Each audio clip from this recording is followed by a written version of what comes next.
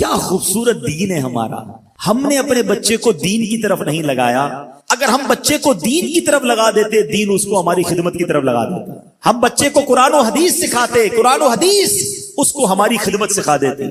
ہم آج یہ جو تکلیف اٹھا رہے ہیں اس کی ایک وجہ یہ بھی ہے کہ بچہ ہم نے دین سے دور کر دیا. اگر آپ چاہتے ہیں کہ آپ کے بڑھاپے کا سہارا آپ کے بچے بنے، آپ کے مرنے کے بعد بھی آپ کے لیے صدقہ جاریہ بنے، تو آپ نے اپنے بچوں کو دین کی طرف لانا ہے. کچھ اولادیں وہ ہیں جن کی ماں باپ نے تربیت ایسی کی، ہم نہیں چاہتے، وہ خود رابطہ کر رہے ہوتے ہیں کہ ماں کا انتقال ہو گیا، یار کچھ کنواں کھدوانا ہے، کوئی مسجد بنانی ہے، کوئی مدرسے میں میری ماں کے لیے مجھے کچھ کرنا ہے. کیوں؟ ماں نے تربیت ایسی کی، والد نے تربیت ایسی کی، انہیں ماحول ایسا دیا کہ ماں باپ کے مرتے ہی انہیں فکر ہو گئی کہ میری ماں قبر میں اکیلی ہے، میرا والد قبر میں اکیلا ہے، اس نے روز مجھے کھانا کھلایا تھا، آج میں روز اسے ثواب پہنچانے کا کوئی انتظام کروں. یہ اس بچے کے دل میں خیال کیسے آیا؟ کیونکہ اللہ نے اسے اچھا ماحول عطا کیا، ماں باپ نے اس کو اس ماحول کی طرف بڑھایا. تو میں یہاں والدین سے گزارش کروں گا کہ خدارا اپنے بچوں کی ایسی تربیت کرو کہ بڑھاپے میں بھی تمہارا ساتھ دیں اور مرنے کے بعد بھی تمہارے لیے صدقہ جاریہ کا باعث بن جائیں. آپ کے بچے آپ کے قدموں میں رہیں گے اگر آپ نے بچوں کو دیندار بنا دیا. اللہ کرے یہ فارمولا سمجھ آ جائے نا. ہم سمجھتے بچہ میری بات مانے، میری کیوں نہیں مانتا؟ ارے پہلے سے اللہ رسول کی بات منانے والا بنا دو، یہ تمہاری بھی ماننے والا بن جائے گا. کیونکہ جب یہ جائے گا نا دین کی طرف، اسے قرآن ماں باپ کی طرف بھیجے گا، اسے حدیث ماں باپ کی طرف بھیجے گی، اسے علماء کرام ماں باپ کی طرف بھیجیں گے. ہم اس راستے پر بھیج دیں جہاں سے یہ بچہ مجھے واپس مل جائے. لوگ کہتے ہیں نا ترقی چاہیے، کامیابی چاہیے، برائٹ فیوچر چاہیے. خدا کی قسم جس کے ماں باپ اس سے راضی ہیں نا، جس کے ساتھ ماں باپ کی دعائیں ہیں، اس کو پھر ترقی سے کوئی نہیں روک سکتا. اس کے بیڑے پار ہی ہونے ہیں. اور ساری دنیا واہ واہ کر رہی، ماں باپ پریشان ہے، وہ برباد ہی ہونا ہے. ماں باپ کو تنگ نہ کرو، بالخصوص ماں کی قدر کرو. ماں کا کوئی نیبل بدل نہیں. اور یہ دعا دے دے تو بندہ کدھر پہنچ جاتا ہے. اچھا پھر آج کل ایک اور ٹرینڈ چلا ہے، کسی بھی طرح کا زندگی میں مقام بڑھ گیا نا، مشہور ہو گیا، اب وہ ماں باپ پر بھی روب جما رہا ہوتا ہے. پتہ نہیں میں کتنا بڑا آدمی ہو گیا ہوں، اب میں آپ کی خدمت کہاں سے کروں گا بھائی، ٹائم ہی کہاں ہے میرے پاس. ان کو کبھی یہ روب مت جمانا. ارے آج اگر کچھ بن بھی گئے ہو نا، یہ انہی کی دعائیں تھیں، اور ان کو کہہ رہے ہو بڑا آدمی ہو گیا. حضرت موسیٰ کلیم اللہ علی نبینا علیہ الصلوۃ والسلام، کتنا بڑا مرتبہ ہے. اور آپ نے ایک بار اللہ کریم کی بارگاہ میں عرض کیا، مولا مجھے جنت میں اپنا پڑوسی دیکھنا ہے. ارشاد کیا ہوا کہ اے موسیٰ، جنت میں تیرا جو پڑوسی ہے وہ ایک فلاں علاقے کا کسائی ہے. آپ حیران ہو گئے، آپ نے کہا مولا مجھے ملنا ہے. ایڈریس بتایا گیا، آپ چلے گئے وہاں پر. ایک نوجوان نے دروازہ کھولا، آپ اندر گئے. گھر میں گئے تو دو بوڑھے ماں باپ، بوڑھی شخصیات تھی. انہوں نے حضرت موسیٰ کو دیکھا، آپ کی رسالت کی گواہی دی اور دونوں دنیا سے چلے گئے. وہ نوجوان کسی کام سے گیا، جب واپس آیا اپنے دونوں والدین کو دیکھا کہ دونوں کا انتقال ہو گیا ہے. تو کہا ہو نہ ہو آپ حضرت موسیٰ علیہ السلام. حضرت موسیٰ نے کہا میں نے تو نہیں بتایا کہ میں کون ہوں، تمہیں کیسے پتا چلا؟ کہا میرے ماں باپ روزانہ دعا کرتے تھے کہ یا اللہ اس وقت تک موت نہ دینا جب تک حضرت موسیٰ کا دیدار نہ کر لیں. آپ ہمارے گھر آئے ہیں، آپ کو انہوں نے دیکھا ہے، یہ چلے گئے دنیا سے، آپ ہی حضرت موسیٰ. حضرت موسیٰ نے فرمایا بتاؤ کچھ اور بھی دعا کرتے تھے؟ کہا ہاں، میں اپنے بوڑھے ماں باپ کیونکہ چبا نہیں سکتے تھے، روز ان کو دیوالے چبا چبا کر کھلاتا تھا. اور جب بھی کھانا کھلاتا تھا نا، میری ماں دعا کرتی تھی یا اللہ میرے بیٹے کو جنت میں موسیٰ کا پڑوسی بنا دینا. حضرت موسیٰ کہتے بیٹا تیری ماں کی دعا قبول ہو گئی ہے، تو ہی جنت میں میرا پڑوسی ہے. یہ ہے ماں کی دعا. اور یہ وہ دعا ہے جو بن مانگے مل رہی ہے، جو ماں کے دل سے نکل رہی ہے. آؤ میں بتاؤں کچھ بڑے آدمی، واقعی جس کو کہتے ہیں بڑا آدمی کون ہوتا ہے. امام اعظم ابو حنیفہ رضی اللہ تعالیٰ سے بڑا تو کوئی نہیں نا، کتنے بڑے وقت کے امام ہیں. مگر آپ کی والدہ ایک مسجد کے امام صاحب سے انسپائر تھی، مقرر تھے، وہ اچھے بیان کرتے تھے. آپ کو وہ کہتی کہ جاؤ وہ امام صاحب سے مسئلہ پوچھ کے آؤ. خود مفتی اعظم ہیں، امام ہے کروڑوں حنفیوں کے. ماں کو یہ نہیں کہا کہ ماں پتہ نہیں میں کتنا بڑا مفتی ہوں، تم مجھے مسجد کے امام کے پاس بھیج رہی ہو. آج تو یہ ڈائریکٹ جواب دے دیتے ہیں نا، مجھے پتہ نہیں میں کون ہوں، مجھ سے بحث کر رہی ہو، اتنی کتابیں پڑھی. ماں تم نے تو پڑھا ہی کچھ نہیں. ابو جان آپ کو دنیا کا کیا پتا، مجھے پتا ہے. سنو امام اعظم، یہ ایسے نہیں بنتے بڑے لوگ. ماں کو کہتے ٹھیک ہے ماں، مسجد کے امام کے پاس جاتے، اس مقرر کے پاس جاتے. وہ کہتا حضور آپ مجھ سے مسئلہ پوچھنے آئے، آپ دنیا کو مسئلے بتاتے ہیں. کہ کیا کروں، ماں نے بھیجا ہے. کہ حضور جو آپ بتا رہے ہیں مجھے آپ ہی مسئلے کا جواب بتا دیں، وہی میری طرف سے ماں کو بھی بتا دیں. ایک بار ماں نے کہا کہ میں خود جا کر پوچھوں گی. پھر بھی امام اعظم نے منع نہیں کیا. اچھا کئی میل کا سفر تھا. امام ابو یوسف کہتے ہیں ہم نے خود دیکھا کوفہ کی گلیوں میں کہ امام اعظم اس خچر یا اس سواری کے لگام تھامے ہوئے ہیں, ماں اس پر سوار ہے اور وہ بازار میں اسے لے کے جا رہے ہیں. ماں کو یہ نہیں کہا کہ ماں تم مجھے تکلیف دے رہی ہو, وہ میرا شاگردوں کا بھی شاگرد ہے, اس کو کیا پتا جو مجھے پتا ہے. اللہ اکبر. ماں جاتی ہیں, مسئلہ پوچھتی ہیں, واپس آتی ہیں, امام اعظم ماں کو کچھ نہیں کہتے. یہ ہوتا ہے ماں کی فرما برداری. آج دیکھو دنیا ان کے گن گا رہی ہے. سیدنا بایزید بستامی رضی اللہ تعالیٰ عنہ کتنا بڑا نام ہے, اولیاء کے سردار ہیں. دیکھو ماں کی خدمت کیسی کرتے تھے. آپ کی والدہ نے سردیوں کی رات تھی, سخت سردی کی رات, آپ سے پانی مانگا. حضرت بایزید بستامی ماں کے پاس پیالہ لے کر گئے تو ماں سو گئی تھی. ماں کے سرہانے پیالہ لے کر کھڑے رہے, رات بھر کھڑے رہے سخت سردی میں. پانی تھوڑا سا آپ کی انگلیوں پر گرا تو وہ پانی برف بن چکا تھا. ماں کی آنکھ کھلی, دیکھا بایزید بستامی بستر کے کنارے کھڑے ہیں. کہا بیٹا کیوں کھڑے ہو؟ کہا ماں آپ نے رات پانی مانگا تھا نا, اس لیے کھڑا رہا کہ نہ جانے کب آنکھ کھل جائے. اب جب پانی دینے کے لیے پیالہ الگ کیا نا تو وہ برف چمڑی سے چپک چکی تھی, تو جب وہ برف الگ ہوئی نا ہاتھ سے خون نکلنے لگا.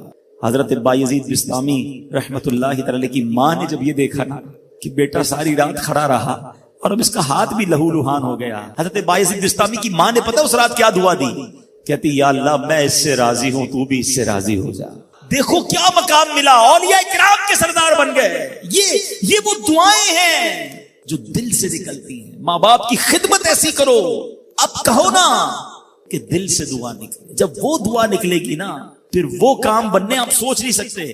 سورہ فاتحہ 100 مرتبہ پڑھ کر جو دعا مانگی جائے وہ قبول ہوتی ہے. سورہ بقرہ کی تلاوت سے شیطان گھر سے بھاگ جاتا ہے. آیت الکرسی پڑھنے سے محتاجی دور ہوتی ہے. سورہ کہف کو ہمیشہ پڑھنے والا دجال کے فتنوں سے محفوظ رہے گا. والدین کی قبر پر ہر جمعہ سورہ یاسین کی تلاوت کرنے سے اس کی حروف کی تعداد کے برابر ان کے گناہ بخش دیے جاتے ہیں. سورہ الدخان پڑھنے سے مشکل دور ہوتی ہے. جو قریب المرگ ہو اس پر سورہ جاسیہ کا دم کرنے سے خاتمہ بالخیر ہوتا ہے. سورہ حجرات کا پڑھنا اور دم کر کے پینا گھر میں خیر و برکت کے لیے مفید ہے. سورہ قاف پڑھنے سے جو باغ ہوتے ہیں ان کے پھلوں میں کثرت ہوتی ہے. سبحان اللہ. سورہ رحمان 11 بار پڑھنے سے تمام مقاصد پورے ہوتے ہیں. سورہ واقعہ جو شخص روزانہ پڑھے گا اسے کبھی فاقہ نہ ہوگا. سورہ ملک کو ہر رات پڑھنے والا عذاب قبر سے محفوظ رہے گا. سورہ مزمل کو 11 بار پڑھنے سے ہر مشکل آسان ہو جاتی ہے. سورہ مدثر کو پڑھ کر حفظ قرآن کی دعا مانگنے سے قرآن کریم کا یاد کرنا آسان ہو جاتا ہے. جو بچے حفظ کر رہے ہیں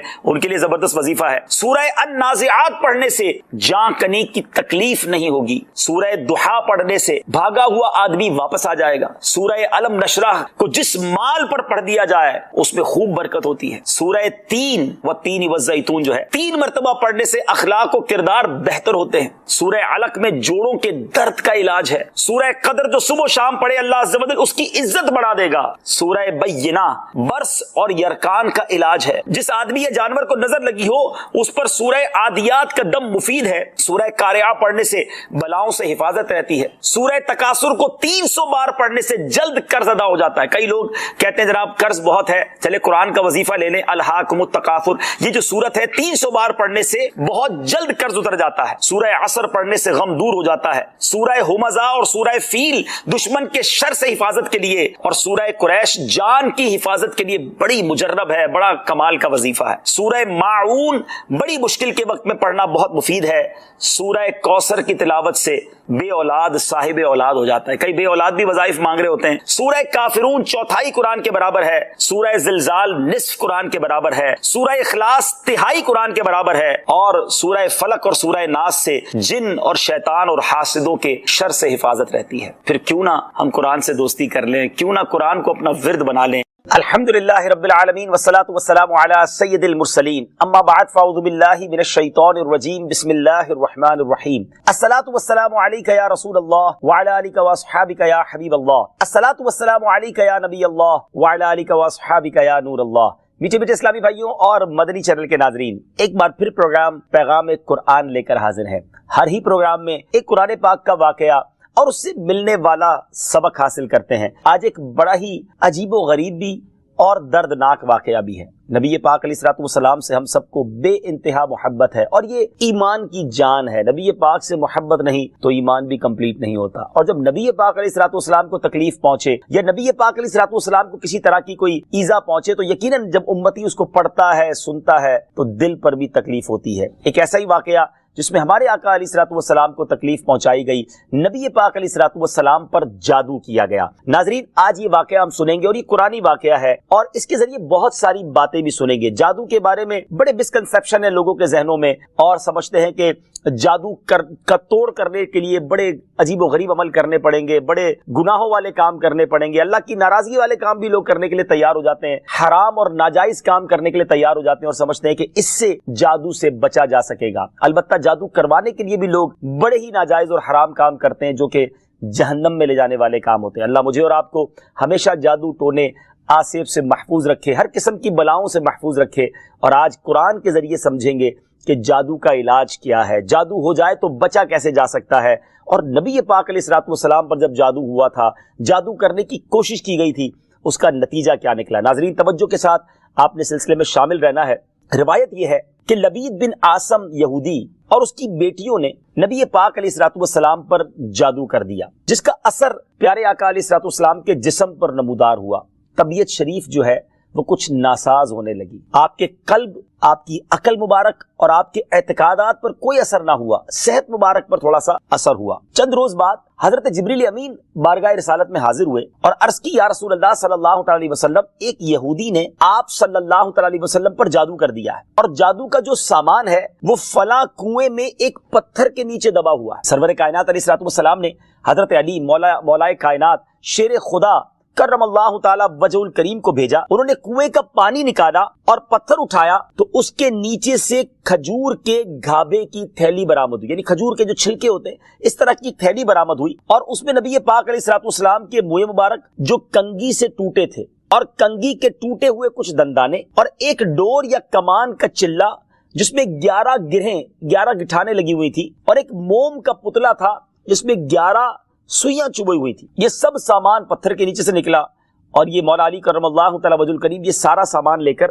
نبی پاک علیہ الصلوۃ والسلام کی بارگاہ میں آ گئے۔ اس کے بعد سبحان اللہ، اب اس کا توڑ کیسے آیا، اس کا علاج کیسے ہوا، اس کا حل کیا نکلا؟ جبریل امین اللہ تبارک و تعالیٰ کی بارگاہ سے سورہ فلق اور سورہ ناس لے کر حاضر ہوئے، یعنی اب جو سورہ فلق اور سورہ ناس ہے وہ نازل ہوئیں، اور ان دونوں صورتوں کو ملائیں تو ناظرین اس میں 11 آیتیں ہیں، ہر ایک نے یہ کیا ہے۔ اب جتنے سین نام والے ہیں سب کے ساتھ بدگمانی شروع، جب سے سب سے لڑائی شروع، سب کے بارے میں برا سوچنا شروع۔ انسان ہی سے غلطی ہوتی ہے، معافی کرنے والا ذہن رکھیے، معاف کریں گے اللہ تعالیٰ آپ کو معاف کر دے گا، رحم کریں گے آپ پر رحم کیا جائے گا۔ اللہ مجھے اور آپ کو نبی پاک علیہ الصلوۃ والسلام کی اس مبارک سیرت سے سیکھنا نصیب فرمائے کہ اگر کسی سے غلطی ہو بھی گئی ہے، کسی نے ہمارا برا چاہا بھی ہے اور پتہ بھی چل گیا ہے، تو معاف کرنا اللہ کو بڑا پسند ہے۔ مشکل ضرور ہے، دل چاہتا ہے میں بھی بدلہ لوں، لیکن مزہ بھی تو یہی ہے نا کہ دل چاہ بھی رہا ہے، غلط بھی کیا ہے سامنے والے نے اور میں بدلہ لے بھی سکتا ہوں، پھر بھی اللہ کی رضا کے لیے معاف کر دیں اور اس نیت سے معاف کریں، میرے مالک میں تیرے بندے کو معاف کر رہا ہوں تو مجھ گناہگار کو معاف فرما دے۔ اللہ کریم ضرور کرم فرمائے گا، اور یہی اسلام کی خوبصورتی ہے۔ اللہ مجھے اور آپ کو معافی اور درگزر کا ذہن نصیب فرمائے۔ ہمارے سلسلے پیغام قرآن میں ہم یہی کوشش کرتے ہیں کہ قرآن پاک سے کوئی میسج، کوئی پیغام آپ کی طرف بڑھایا جائے، تو آج الحمدللہ آپ کے لیے یہ پیغام تھا کہ قرآن پاک پڑھیے، اس پر عمل کیجئے، اس کو پڑھ کر اپنے اوپر دم بھی کیجئے، اور پھر کسی سے غلطی ہو جائے۔ سرور کائنات صلی اللہ تعالی علیہ وسلم کا فرمان عالی شان ہے، لا یردن الحوض علی اقوام، کچھ لوگ حوض پر میرے پاس آئیں گے، ما اعرفهم الا بکثرت الصلاۃ علی، جنہیں میں کثرت درود کی وجہ سے پہچانتا ہوں گا۔ یعنی حوض کوثر پر بھی آقا علیہ الصلوۃ والسلام کثرت سے درود پاک پڑھنے والوں کو پہچان لیں گے اور یقیناً اپنے ہاتھوں سے جام کوثر بھی عطا فرمائیں گے۔ ناظرین، اگر ہم چاہتے ہیں کہ قیامت میں نبی پاک علیہ الصلوۃ والسلام کا قرب حاصل ہو تو کثرت کے ساتھ درود پاک پڑھتے رہا کریں۔ آئیے محبت کے ساتھ دنیا میں جہاں کہیں ہیں درود پاک میں میرے ساتھ شامل ہو جائیں۔ صلو علی الحبیب صلی اللہ تعالی علی محمد صلی اللہ علیہ وسلم۔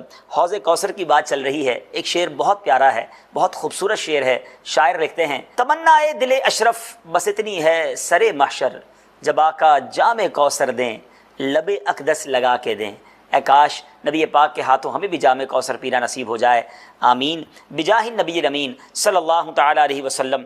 آج موضوع کون سا ہے اور کس موضوع پر ہم نے چند مدنی پھول حاصل کرنے ہیں؟ آج جس ٹاپک پر ہم نے بات کرنی ہے، ماہ رمضان سے اس کا بڑا گہرا تعلق ہے، اور اس مہینے میں یہ عمل بہت خصوصی طور پہ کرنے والا ہے، بلکہ میں یہ کہوں تو غلط نہیں ہوگا کہ پیارے آقا علیہ الصلوۃ والسلام ماہ رمضان میں بالخصوص یہ عمل بہت زیادہ کیا کرتے۔ وہ عمل کیا ہے ضرور عرض کرتا ہوں۔ پہلے ایک بہت خوبصورت اور ایمان افروز واقعہ، حضرت حبیب عجمی رحمۃ اللہ تعالی علیہ، آپ اللہ کے بہت بڑے ولی گزرے ہیں۔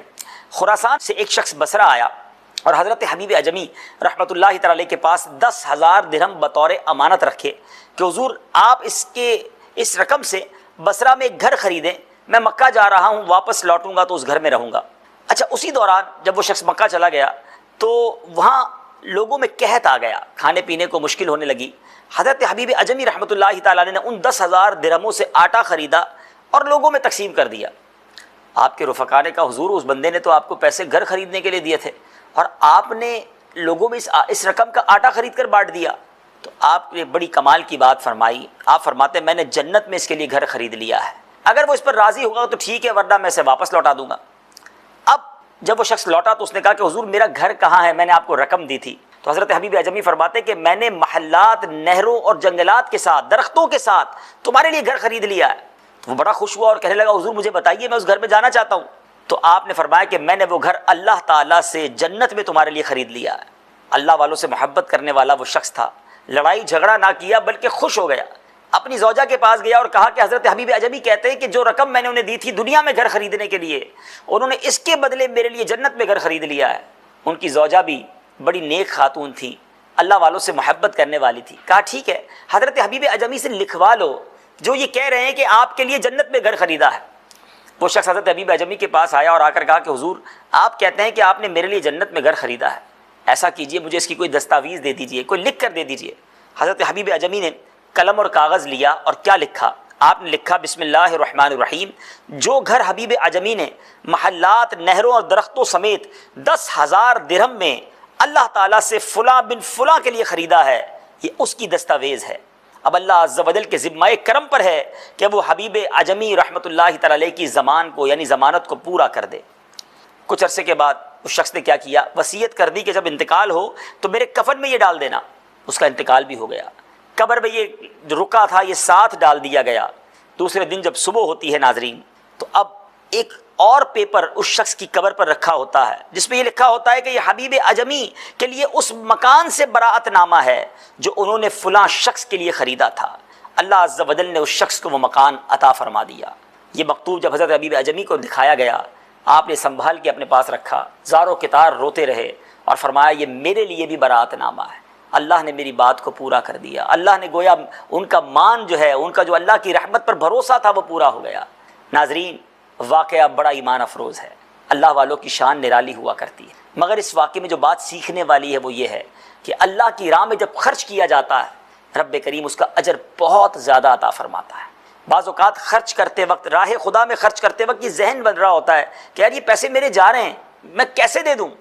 مال جب بندے سے دور ہوتا ہے تو ڈیفیکلٹ لگتا ہے، لیکن اگر یہ ذہن بن جائے کہ یہ جا نہیں رہے، یہ میرے ہی اکاؤنٹ میں ڈپازٹ ہو رہے ہیں اور اس دن مجھے اس کا بدلہ ملنا ہے جس دن ایک ایک نیکی کی ضرورت ہوگی، اور یہ وعدے رب نے کیے ہیں۔ جی ہاں ناظرین، قرآن مجید فرقان حمید کی شاندار آیت ہے۔ اللہ تعالیٰ قرآن مجید میں کیا ارشاد فرماتا ہے، آئیے سنتے ہیں اور پھر اس کا ترجمہ سنتے ہیں۔ من ذا الذي يقرض الله قرضا حسنا فيضاعفه له أضعافا كثيرة والله يقبض ويبسط وإليه ترجعون۔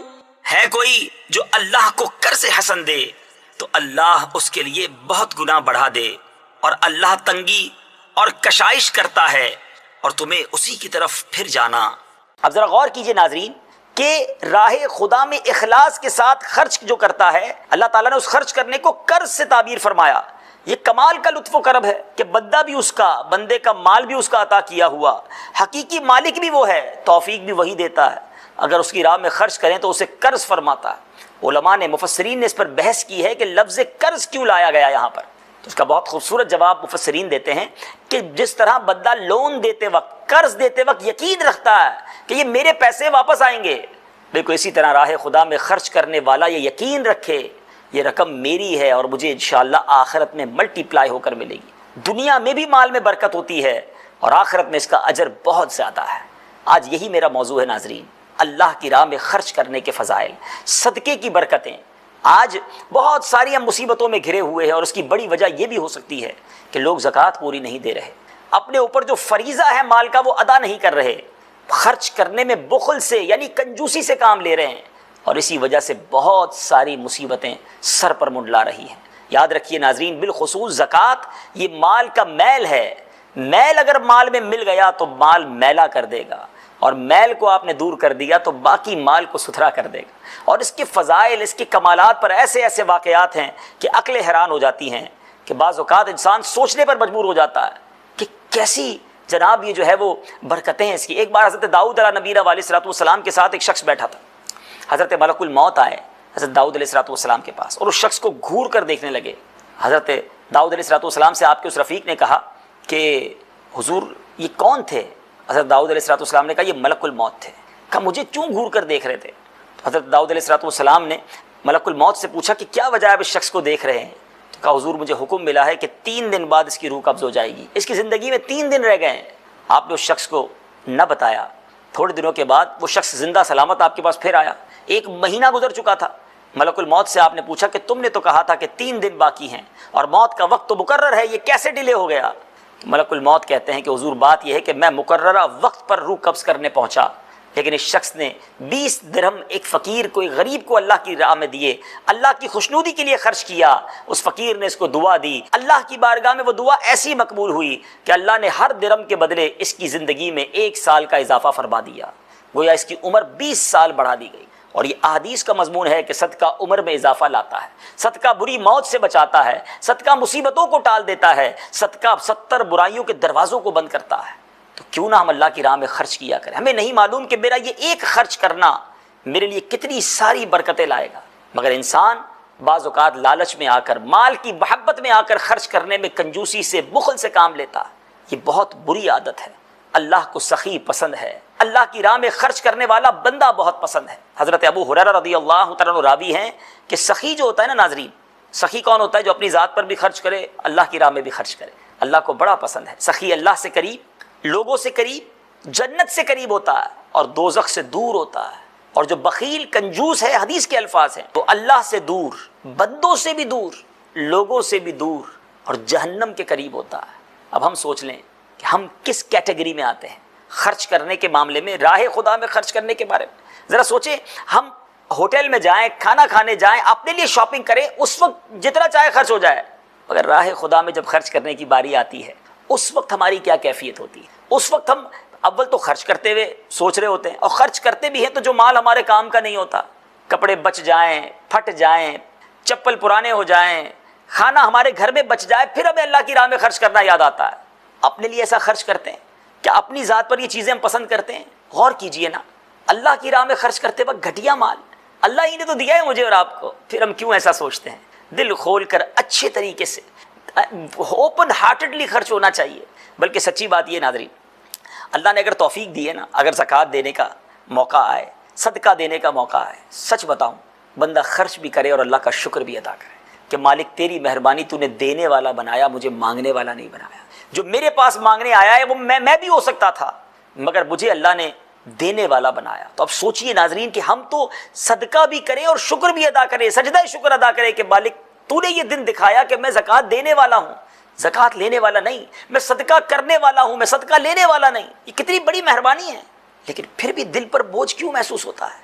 مال ہی اللہ کا۔ اور یہ قرآن پاک کی جو آیت ہم نے سنی ہے نا، یہ کمال کی آیت ہے، یہ قرض ہے، یہ ڈپازٹ ہو رہا ہے۔ میں ایک اور حدیث پاک سنانا چاہتا ہوں۔ اللہ کے حبیب صلی اللہ تعالی علیہ وسلم فرماتے ہیں کہ رب ارشاد فرماتا ہے، گویا حدیث قدسی ہے، اے ابن آدم اپنا مال میرے پاس جمع کروا دے، نہ جلے گا، نہ ڈوبے گا، نہ کم ہوگا۔ ہم یہ تو چاہتے ہیں نا ہمارا مال سیکیور ہو جائے، اللہ فرما رہا ہے میرے پاس جمع کروا دے، نہ جلے گا، نہ ڈوبے گا، نہ کم ہوگا، میں اس دن تجھے لوٹاؤں گا جس دن تجھے ایک ایک نیکی کی ضرورت ہوگی۔ اٹ مینز واٹ ایور، جو بھی ہم اسپینڈ کر رہے ہیں راہ خدا میں، جو بھی خرچ کر رہے ہیں، جمع ہو رہا ہے کہاں کے لیے؟ اس دن کے لیے جس دن ہم پریشان ہوں گے، ہمیں ضرورت ہوگی نیکیوں کی، اور یہ خرچ کیا ہوا کام آئے گا۔ ہم کہتے ہیں نا ہمارے علاقوں میں، محلوں میں، شہروں میں کمیٹی ڈالی جاتی ہے، BC بھی کہا جاتا ہے کہ یار تھوڑے تھوڑے جمع ہو جائیں گے، برے وقتوں میں کام آئیں گے۔ یہ وہی گویا مدنی کمیٹی ہے، یہ آخرت کی کمیٹی ہے۔ اچھا آخرت میں تو ملنا ہی ملنا ہے انشاءاللہ، دنیا میں بھی اس کا ریوارڈ ملٹی پلائی ہو کر، آپ نوٹ کر لیجئے، جتنے لوگ زکوٰۃ پوری دیتے ہیں نا ناظرین، اور رائے خدا میں خرچ کرتے ہیں، اگلے سال وہ زیادہ زکوٰۃ دے رہے ہوتے ہیں۔ کیسے زیادہ دے رہے ہوتے ہیں؟ اس کا مطلب یہ ہے کہ وہ خرچ کرتے ہیں، اللہ ان کے مال میں برکت ڈال دیتا ہے، وہ ملٹی پلائی ہو جاتا ہے، وہ اور بڑھ جاتا ہے۔ تو یاد رکھیے گا، دیکھیں پیارے آقا صلی اللہ